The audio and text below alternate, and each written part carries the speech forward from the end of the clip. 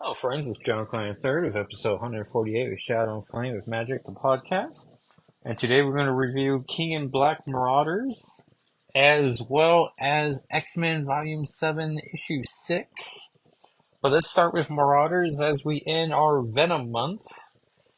Thank you, everyone, so much for listening along. We are still in the process of moving, so I don't know if we are planning on watching Venom anytime soon, but it would be nice if we could. Did not anticipate that when we were planning this out. So this is written by Jerry Duggan, one of my favorite Krakoan era writers. Artist Luke Ross, color artist Carlos Lopez, letterer VC's Corey Pettit, and design Tom Muir. Head of X Jonathan Hickman, production Nick Russell, associate editor Annalise Bisa, editor Jordan D. White, and editor-in-chief C.B. Sabowski. This came out April 2021, and I bought this issue specifically for Venom Month. Plus, any excuse to own this, because this is, um, full disclosure, the only King in Black tie-in I read, and, um, only one needed. So, let's see here. The cast is Bishop, Kate Pryde, Pyro, Iceman, Sage, Emma Frost, Magneto, Beast, Lockheed, what up? Callisto, King in Black Marauders. Null, symbiote god of the void, has laid waste to the earth. The entire planet has been enclosed in a symbiote, cutting off interplanetary communication, leaving humanity and mutant kind at the mercy of Null's symbiote dragons. Fighting dragons on the high seas sounds like a job for the Marauders. And then the issue opens up with Bishop telling Kate Pryde the story. Earth has fallen. The god of the void has conquered all, including some of the most powerful children of the atom, which we see Storm and Cyclops in, like Venom-like symbiote suits, except where the white is, it's red. And they have red X's on their belts, where they traditionally are, as well as those spiral things on their foreheads, probably indicating they're being mind controlled. The symbiotes swarmed the planet, searching for something or someone, and the human that knew this enemy best fell early in the battle. Eddie Brock was killed in the opening move. And then we get Kate saying, wait, wait, wait. All this is happening because of Venom? Spider-Man really needs to get a grip on his guys, right? And I love that so much. Like, when I think of King in Black, I always think of that line. Oh, and if you want to see visual elements of this, you can go to either my TikTok or YouTube channel at Jacko SII. It's the same video either direction, so, you know, your preferred medium. And then Bishop's like, well, that's the word from X-Force. And so they are on their way to save Storm. And we get plenty of Lockheed content in this, which is amazing.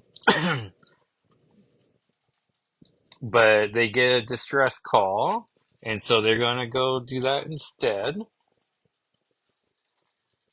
And Kate says that once they get to Storm, Bishop will be the field leader. But since they got a distress call, Kate's still in charge. And Captain Kate gives some direction. Iceman's going to take starboard. Pyro's got the port, which you could always remember because port means left because it has 4 letters. Little boat terminology for you.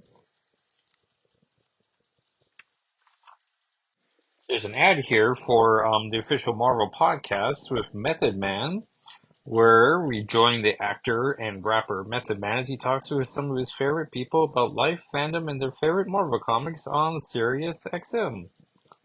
It's exclusive, so I don't know if they released that properly. It makes sense that it's so long ago that they do have 8 episodes on, I don't know, any podcast medium you want. He interviewed Cure Mike, Jamel Hill, Kevin Smith, which I'm downloading, Michelle Rodriguez, I'm downloading, Joe Manganiello, which whatever happened to that guy? Like, he was everywhere.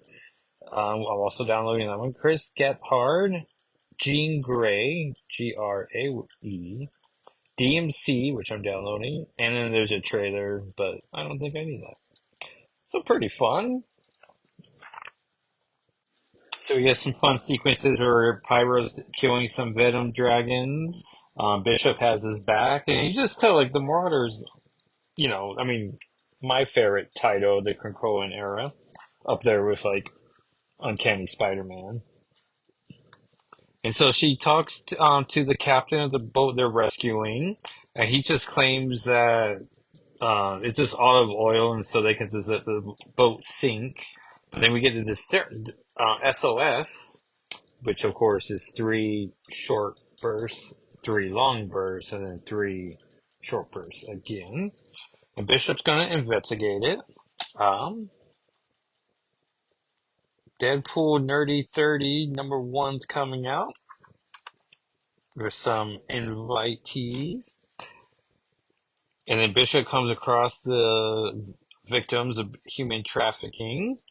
And all of a sudden, the adventure takes a drastic turn. Kate tells Lucky to buy them some time with cute little flicking of under his chin, which is just cute. He is super happy. I'm going to post four images on the podcast's Instagram and Twitter accounts right after I record this. It'd be at SNFWM, all spelled out. We're just everywhere in the home of the internet. And then Kate tells Loki to be safe, and then Loki just starts doing his business. The captain lies saying that he didn't know there was humans, and then she calls him scum and knocks him out. So we love that. And then Pyro's impressed with Lockheed, as he should be. And then Kate can't kill him because there's one of the Krakoan rules is, kill no man or human. And so Bobby opens up a Krakoan gate, talks to Sage about a location they can have them all go to. And of course, it's the Africa's Navid Desert. And he's just going to walk away and they're like, hey, what about water? And so Iceman pauses in an awesome sequence and drops, I don't know, 50 bricks of ice. And it's like, well, that's enough for you guys to carry. So, it's one of those, like, what was it, Batman Begins, where it's like, we don't have to save you, but, oh, he's like, we're not going to kill you, but also we don't have to save you. And so this one lady takes charge and says, because their plans to take them to Jersey, the closest shore, and they're like, "Hey, we were being human trafficked. We do not want to go to America. We were supposed to go to Canada." And so then Kate's trying to figure out what to do. She calls Lockheed back, and then she gets into telepathic communication with Emma in an awesome panel. And for a while, they're like, whenever people go like, name your favorite mutants, like this was my panel for Emma Frost. Nowadays, I just pretty much try to do X-Men issue Volume 6, issue 32, where Lockheed Magic and Kate, Lockheed, and Magic all get united, and you see Emma on the top, and like, yeah, those are my four favorite characters are. And so then Magneto wants in on it, which is impressive that, oh man, I was about to say, like, oh, with his helmet on, it works. But actually, he literally lifts up his helmet right when you think about the plot hole, and he's like, mind catching me up. And then, they're worried about having to take a vote because of the time pressure. And Magneto's like, I don't think we. Oh, there's a fun exchange. They're like, indeed, we do have the latitude. And Emma says, and the longitude. And Kate loves the idea as well. Pyro and Bishop are still working together. Bishop, we see earlier talks to Beast because at one point I'm like, I don't remember Beast in this. And it's like, oh yeah, that page where I skipped over. And then we cut back to the present. And Pyro gives Lockheed a fishtail to enjoy, and he burps it out, and it's like, that's very funny. Like Jerry Duggan, he knows how to balance drama and action and comedy. Because I do prefer some levity in my X-Men comics. Like those, that's just where I come from as an X-Men fan. And so they take them to Asteroid M, which Callisto's there. And so they all get a welcoming plant where they'll throw it down and then get housing. Oh yeah, and the leader is Nyoka. And then Magneto says that he is the host, and that all he asks is in return. Oh yeah, when the emergency passes, you will be moved from this island to the country you're choosing with assistance from my government. But there is something I want from you. Many stories will be written of Krakoa's might, but you may tell one of her mercy. And that is how we end it. And the other books out at the time, X Factor 7, Hellions 9, which I wouldn't say is written by exceptional or drawn by exceptional X-Men artist Carmen Carnera. King in Black Marauders 1, which I recommend. Excalibur 18, Sword 3, X-Force 17, Cable 8, which might have magic in it because she practically was in so many of those issues. Marauders 18, so in case you want to know where it falls in the Marauder timeline. New Mutants 16, Wolverine 10, and X-Men 18. And that, everyone, is King in Black Marauders issue 1. And so, let's get to X-Men Volume 7, Issue 6. And this is brought to us by writer Jed MacKay, penciler Nethel Diaz, inker Sean Parsons, colorist Marte Garcia, and Fur Fifuentes Ujo, letter VC Clayton Cowell, and our cast is Cyclops, Beast, Magneto, Psylocke, Kid Omega, Temper, ugh, Magic. I love Oya, but I do not love that name for her. And Juggernaut. The X-Men have investigated a series of unusual X-gene activations among adults. When New Mutant Ben Liu lost control of his power to warp reality, the X-Men faked his death and brought him to the factory, their new headquarters in Alaska. Psylocke and Kid Omega used their psychic powers to delve into Ben's mind, where they were attacked by the powerful telepath Cassandra Nova. They learned that Nova is a member of a mysterious new group called 3K, which I'm sure is on purpose, so they're supposed to think is a very bad organization, who are abducting humans and somehow forcibly activating mutant powers within them. And just to get it out of the way, I love this issue, which should tell you, dear listener, that this is heavy on magic, as it should be. And so we open the issue in Morrow, Alaska. Oya and Kid Omega are talking. They're missing the old days and how Kid Omega would just be messing in the humans' minds, as there's protesters, and by protesters there's 6 of them. One of them is a little girl who does not feel impressed to be there. Oya looks down, and we see the little girl is flashing the Midnight M, and Oya immediately recognizes it and as a distress call. And Beast is explaining his findings about how, and he's calling it adult onset mutants. And then he reminds us about the Orcus Fourth School, which I'm sure is all supposed to make us think about the Fourth Reich. And we see the entire X-Men who are working in the factory. And there's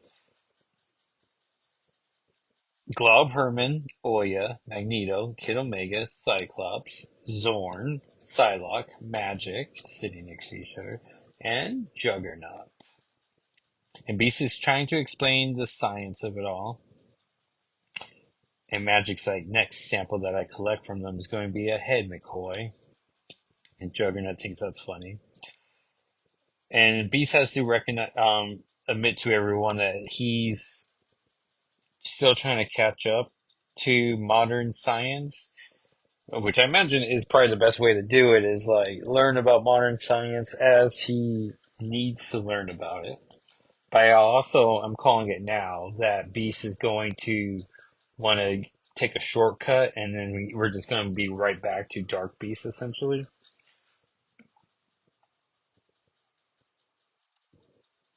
And then Psylocke references Marauders Volume 2, Issue 10, when she says, which is disturbing, as I was present when we left her 2 billion years in the past. Which honestly, I'm rereading Marauders Volume 2 for my Twitter project, where I find all the times Aurora and Kate Pride hang out. And man, Marauders loses me pretty much when they go back in time by 1 million years.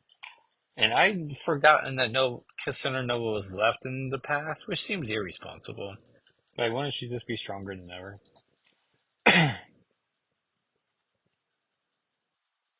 And then Zorn wonders what they're going to call these new mutants.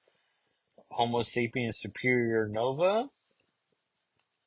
And Magneto makes a big point of saying, like, we call them mutants. Allow me to be clear. I make no distinction between mutants born and mutants made, and neither for the X-Men. Which is a fun callback to the Savage Land mutates that Magneto created and how he considers them mutants. And then Magic speaks up. Why these two get thrown back in the world when the Santo Marco 6 got teleported away? The Beast tries to explain some theories he has about that, and she's like, can't you, I don't know, do science about it? You're Beast, come on. And then that's when he explains how far behind he is. I want the Santo Marco 6, McCoy. I wasn't kidding about that head. It's also a big difference, too, is that clearly those ones were working for Orcus, or with Orcus, and then the ones they rescued are clearly not working for Orcus. I've got business. Welcome to the species, you two. I hope you know what, forget it. And he's like, oh. And Cyclops is wondering if it's time for lunch. And Glob Herman's super excited because he made quiche. And Kid Omega makes a joke about how he used to be a budding mutant terrorist, which feels like very long ago. Like, when was Morrison's X-Men? Like 20 years ago? Like, which is insane because in my brain, 20 years ago is like the Jim Lee, Chris Claremont X-Men relaunch. And Kid Omega's like, no, no, I'm interested in quiche. Like, I was just saying, how far we've come. And then Oya catches up with Magic, and we start really enjoying this issue. As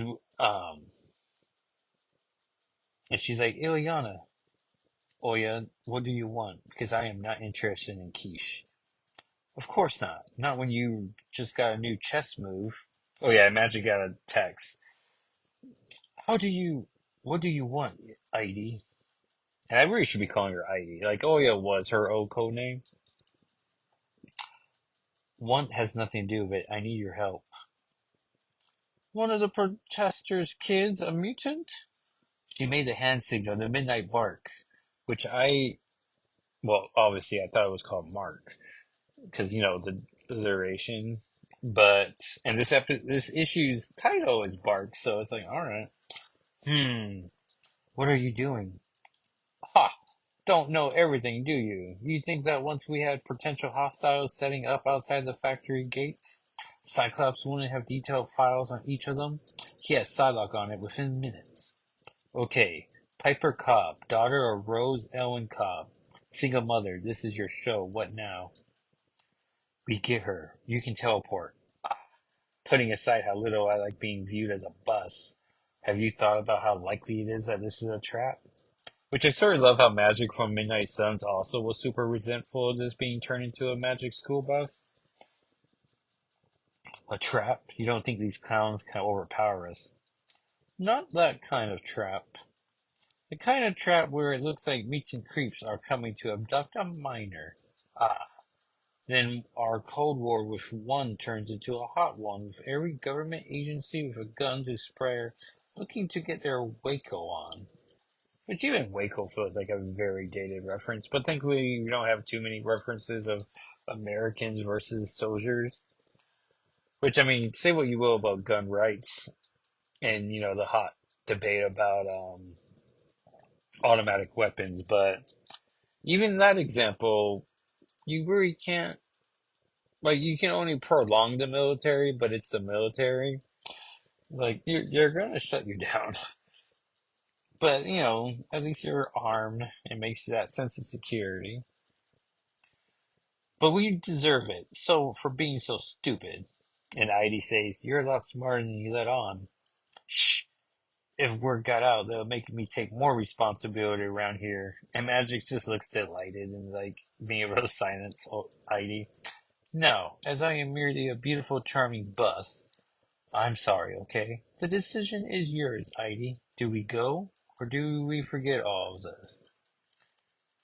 And then we see the cops eating dinner, and Piper's mother wants her to get more of her school friends to protest, and Piper's not a huge fan of that. And then all of a sudden we see Piper's mom start getting very sleepy and falls asleep. And then Magic opens up a portal. Magic and Heidi walk through. It was Magic. Hello, Piper. I saw your signal this morning. My name is Heidi, and that's Ileana. We're mutants. We're X-Men. And that was a good time to mention about how Magic's ongoing series is coming out in January. So I'm excited about that. But also, I was having the thought you didn't hear was me thinking about how we're still using the Bacalo magic outfit, and I wonder if she will get a new one by the time her ongoing starts. Which, by the way, 2025, Ileana, Storm, and Nightcrawler all turned 50. So Storm's already getting a series or a mini series, I think called Life Death, and Magic's getting her ongoing, and so we'll see how Nightcrawler celebrates it. And we see Psylocke and Cyclops, which in my mind I was like, hey, they both start with C, but no, they just both have Y's in their names. Um, and S's. Man, they got a lot in common, in a ways. Um, they are sparring in what they're calling the Danger Room. Magneto wonders what made them so attached to a Danger Room, or they gotta keep recreating these things. And then we get a hint that Beast is close to figuring out how to cure Magneto, which I'm also calling that this is a reference to, or it's going to be similar to X-Men Forever 2, um, which was a big ongoing what if Chris Claremont never left the X-Men, but then also clearly then took 20 years off and came up with ideas that he would have gotten away with originally. But I sort of love it. Like, it's very zany. Um, which I imagine if you go on Twitter and type in Jackal SIII X-Men 2 Forever 2, you see the series of posts I did. Oh man, why make it that complicated? On my website, shadowandflameofmagic.com, just look up X-Men Forever 2 and you will see my two posts I did of volumes 2 and 3. Because X-Men Forever originally was a miniseries playing off of Avengers Forever by Kurt Busiek and Carlos Bocello that also dealt with time travel, hence the Forever moniker, and just not as prestigious. Anyways, but in that, Beast starts figuring out why there's not that many older mutants, and it's because they get um, mutant power exhausted and die. And so I suspect that's why Magneto's in the chair. Oh yeah, and then so we cut back to, and Piper's losing her mind because she's afraid they did some mutant thing to her mother. And Magic says, just a little sleep spell so we can have a conversation. It's all right. Please don't be frightened. Why don't I tell you what I think is happening? You can tell me how I got wrong. Can we do that? You think you may be a mutant. You wanted us to know because you didn't know what to do about it, and because your mother. wouldn't understand. How am I doing? And Piper's like, it's close. Like, my mom's not bad. She's just, super racist. And then Heidi gives her a hug, which is nice. I like how Magic's nowhere near, so it's not like it could be a cycle of hugs. We're on a timeline, ladies. What is your almost Piper Cobb? And she says she doesn't think she's a mutant. She knows she's a mutant, and that she almost got the whole town killed. Then we see Cyclops and Glover washing dishes, and the new gal's bringing more in, and she almost drops them all. But yeah, the more lady, and Hank helps her catch all the dishes. Kid Omega is supposed to be drying them, but he is not available. Oh yeah, so that must be what Cyclops doing, right? Yes, they're drying it,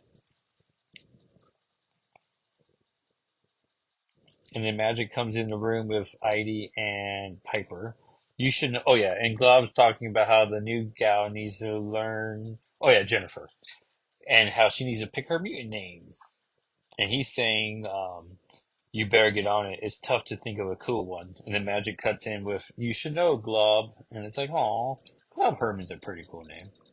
He even says it, "Hey, my name's cool," which is a great font set of like, you can tell he's. And Cyclops is not excited about seeing Piper. I couldn't wait for you and Hank and Magneto to come to a decision, Scott. Besides, Piper's important. And Piper says it was her. She's the reason um, for the giant sentinel, which they refer to it as Iron Knight. The Wild Sentinel was after me. And then we end the comic with the giant sentinel in progress, frozen still. Which has to be super awkward to live in a town that makes sentinels and you're a mutant. Like, yeah, I imagine every single one that turned themselves on probably immediately detected her, wanted to kill her, where it's like, oh, that's not great. And so, everyone, that was X-Men Volume 7, Issue 6. Um, as we're slowly heading towards the Uncanny X-Men crossover.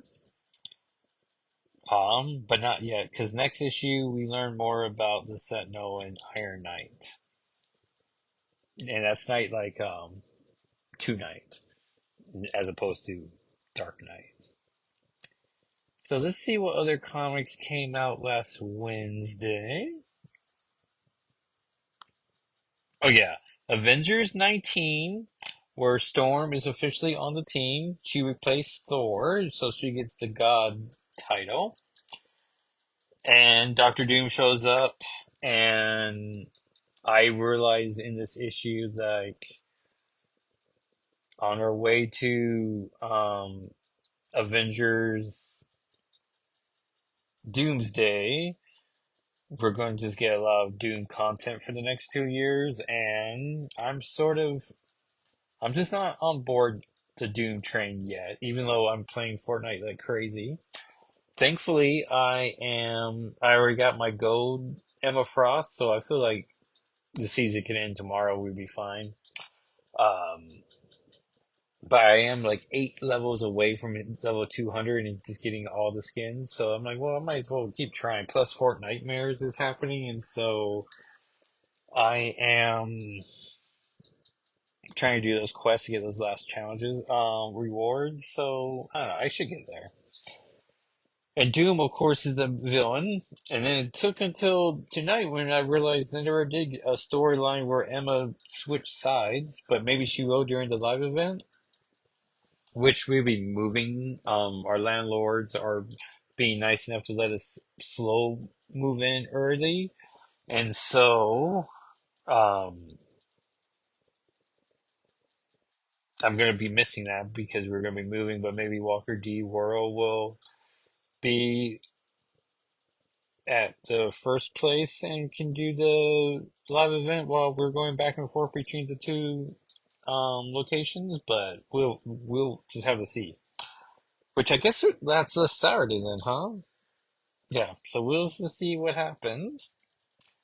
Conquest 2099 issue 2 um has X-Men 2099 but new X-Men. So there's a new Cyclops with a visor that just literally has, I think it's the right eye that shoots a bolt. And then there's also a Phoenix 2099. And then Spider-Man 2099's there. And then I don't know, I lost interest. Dazzler 2 continues to be amazing. Um, she goes from New York to England where she does a talk show with a guy who's clearly trying to have a gotcha moment. And he's the worst, of course. And there's a mutant there who has like empath powers and makes everyone start going wonky and attacking the audience. So that's not great. And then we see that Dazzler's dating a doctor. So that's pretty cool. And there's just more fallout with, Dazzler just being pro mutant rights, as she should be. A lot of Venom content. Oh, X Factor 3 has a lot of havoc in there. They go to space to try to undo to stop a missile from attacking Earth, and it turns out they're not there to do that. Their agency is wants them to destroy the space station, which is now two missions Havoc has led them on that has turned the priority at the end. So, it's like how many more last minute mission changes can there be before Havoc is like, hey, we're not doing this anymore. And then X-Men 6 came out, and we already reviewed that, dear listener. If you don't remember, feel free to rewind by 8 minutes or so. So let's see what comes out on this Hallows Eve. Looks like Spider-Man and Thor and Captain America 14. Chasm, Curse of Cain 3, which I should be more excited about. Especially if Steve Fox is writing it. Deadpool Team Up 3 has Wolverine and Hulk and Crystar. Namor 4. See if it has Stingray in there. NYX 4, which feels like forever since issue 3 came out, but 3 was a stellar issue, so this one's supposed to be the Prodigy issue. Um, Black Panther versus Predator. Ultimate X-Men 8, so that should be great. And Wolverine Revenge 3, which has Colossus giving Wolverine a bear hug, and so that's not great. So Ultimate X-Men 8, Wolverine Vengeance 3, which takes place in the future, so it's very out of continuity. And NYX. Oh, okay, so let's go Ultimate X-Men 8, NYX 4, and then Wolverine Revenge 3. So I'm ranking my excitement levels for that. And I doubt Kitty, Lockheed, or Magic are going to be in any of these three issues, so I have to figure out what my back issue would be, but that's on me to figure out. Um, so a light X week, which is nice as well. No, I guess by Sunday night we'll be. I don't know. I don't know where we're sleeping during those nights. Well, no, I imagine we're coming back here to the original location as. Oh, dear listener, I'm just talking out loud now, which I guess I've been talking out loud. But we're having movers show up next week, so they're going to be moving the bed. So I know where we are going to be. So yeah, maybe Walker D can post attend a live event on the PlayStation, so then they can and by they I mean he can record the issue or the live event, and then I can watch it through his eyeballs. Which apparently he records a lot of videos, but he doesn't upload them. So I'm like, Walker D, you gotta get that content, buddy. Speaking of content, thank you so much for listening. I think I smoothly plugged all my stuff as we naturally went through um the episode. So thank you again, dear listener. If you would please ask a friend to subscribe and listen, as I would love to grow the audience. And I will talk at you next time. All right, everyone. Thank you. Bye.